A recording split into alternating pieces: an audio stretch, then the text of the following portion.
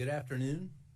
Thank you all for being here today. I'm Gregory Bovino, and I have the privilege and honor of leading the United States Border Patrol and Customs and Border Protection here in Minneapolis. Some of those brave men and women of Border Patrol and Department of Homeland Security law enforcement join me here today to show support for all federal law enforcement who have been under constant attack in Minneapolis for weeks now. This morning was no different. At 9:05 a.m. Central Standard Time, as DHS law enforcement officers were conducting a targeted operation in Minneapolis against an illegal alien, Jose Huerta Chuma. You can see this illegal alien on the screen to my left and right. That is Jose Huerta Chuma, whose criminal history includes domestic assault to intentionally inflict bodily harm, disorderly conduct, and driving without a valid license. During this operation, an individual approached U.S. Border Patrol agents with a 9mm semi-automatic handgun. The agents attempted to disarm the individual, but he violently resisted. Fearing for his life and the lives and safety of fellow officers, a Border Patrol agent fired defensive shots. Medics on the scene immediately delivered medical aid to the subject, but the subject was pronounced dead at the scene.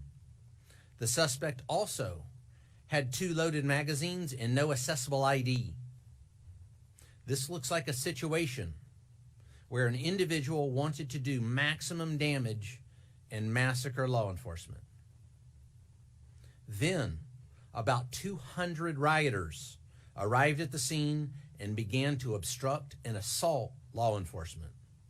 Crowd control measures have been deployed for the safety of the public and law enforcement.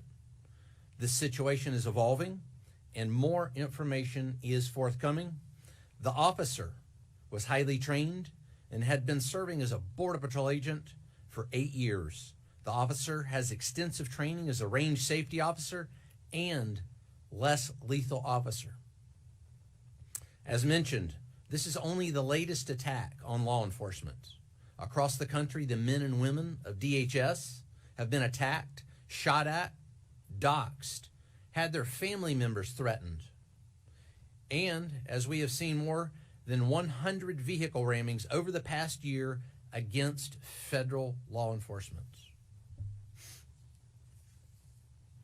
We will not allow violence against our law enforcement officers, and we need state and local help, state and local law enforcement, to help us coordinate to get violent criminals off the street.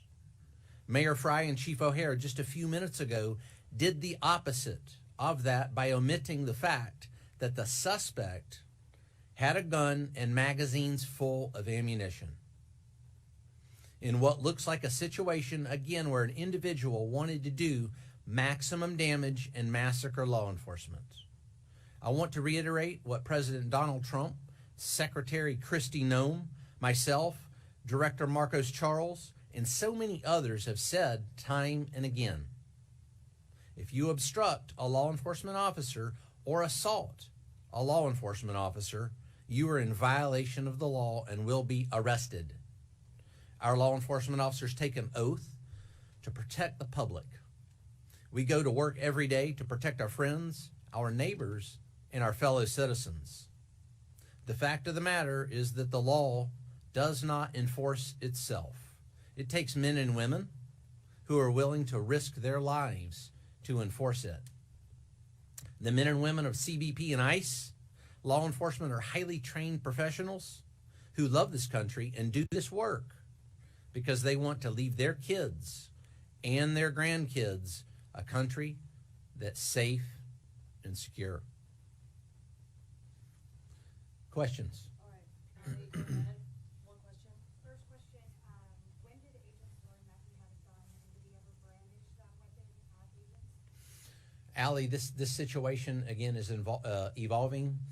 This situation is under investigation. Those facts will come to light. This particular incident is being investigated just like we investigate other similar incidents like we've done over the past several years. It's in the hands of professionals. Those facts will come to light. All right, going on to the next question. So, did he have an additional gun, or was the gun moved from the scene? And I watched the video from start to finish of that when he was wearing the red jacket, and it doesn't seem like he pulled the weapon at any point. So, does the account come from the agents? Did they say that he pulled the gun before, during, after? When does the gun come out? Again, this situation's evolving. This is under investigation. Those facts will come to light. But let's take a look at the gun. You can see the gun here on the screen there that individual possessed. It appears to be a semi-automatic, high-capacity type, possibly a Sig Sauer 9mm.